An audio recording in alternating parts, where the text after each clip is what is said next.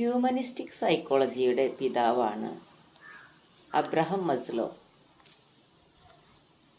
ഈ humanistic സൈക്കോളജിയുടെ പ്രയോഗവൽക്കരണമാണ് theme centered interaction. സബ്ജക്റ്റും തീമും തമ്മിൽ വ്യത്യാസമുണ്ട്. സബ്ജക്റ്റിനോട് ഒരു വിരസത എല്ലാവർക്കും തോന്നാം. പക്ഷേ തീം എന്ന് പറയുമ്പോൾ അത് പേഴ്സണലായിട്ടുള്ള ഒരു കാര്യമായി അനുഭവപ്പെടുന്നു. ഉദാഹരണത്തിന്, ഒരു ക്ലാസ്സിൽ പോകുമ്പോൾ നമുക്ക് ഒരു നേതാവിന് വേണ്ട ഗുണങ്ങൾ പഠിപ്പിക്കണമെന്നിരിക്കട്ടെ. സാധാരണഗതിയിൽ ഒരു നേതാവിന് വേണ്ട ഗുണങ്ങൾ എന്നായിരിക്കും അതിൻ്റെ സബ്ജക്റ്റ്. പക്ഷേ നമ്മൾ ഏത് സ്ഥലത്തേക്കാണ് പോകുന്നത്,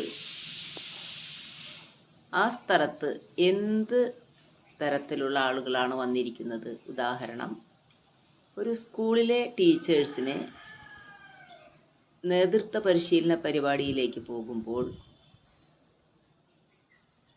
നമ്മുടെ സബ്ജക്റ്റ് എന്തായിരിക്കണം?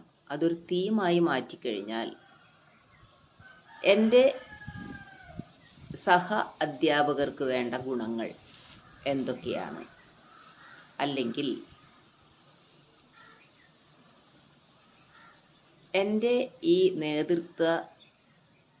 നേതൃത്വത്തിൽ അനുഭവപ്പെടുന്ന ഗുണങ്ങൾ എന്തൊക്കെയാണ്? അല്ലെങ്കിൽ ദോഷങ്ങൾ എന്തൊക്കെയാണ്? അവിടെ എൻ്റെ എന്ന് വരുമ്പോൾ ഓരോരുത്തർക്കും കൂടുതൽ സ്വയം പരിശോധനയ്ക്ക് അവസരം ലഭിക്കുന്നു.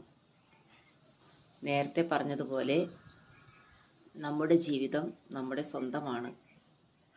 നമ്മുടെ ജീവിതത്തിൻ്റെ റെസ്പോൺസിബിലിറ്റി നമുക്ക് തന്നെയാണ്. അതുകൊണ്ട് നമ്മൾ എന്ത് ചെയ്യുന്നു എന്ന് ചിന്തിക്കാൻ ഓരോരുത്തരും ഇഷ്ടപ്പെടും. ആ രീതിയിൽ തന്നെയാണ് ഓരോരുത്തരും ചിന്തിക്കേണ്ടതും. തീം സെൻറ്റേഡ് ഇൻട്രാക്ഷൻ എന്ന വളർത്തുന്ന മനഃശാസ്ത്രം, അതിലെ തീമും സബ്ജക്റ്റും തമ്മിലുള്ള വ്യത്യാസം ഇതിനോടകം നിങ്ങൾക്ക് മനസ്സിലായോ?